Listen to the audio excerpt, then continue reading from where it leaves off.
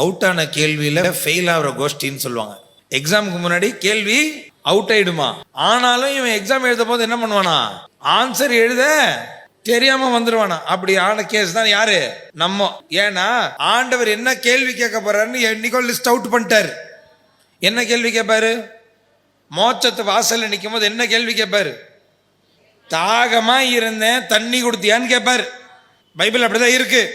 தாகமா இருந்தேன் தண்ணி கொடுத்தியா, பசியோட இருந்தேன் உணவு கொடுத்தியா, ட்ரெஸ் இல்லாம நடந்தேன் உன்கிட்ட நீ அடுக்கி வச்சிருக்கிறியே கபடுல, அதுலேருந்து எடுத்து ஒன்னையாவது கொடுத்தியா, தங்குறதுக்கு இடம் இல்லாம இருந்த உன் வீட்டுக்குள்ள இடம் கொடுத்தியா, ஜெயில கிடந்தேன் வந்து என்ன பாத்தியா, உடம்பு முடியாம படுத்து கிடந்தேன் வந்து என்ன சந்திச்சியா.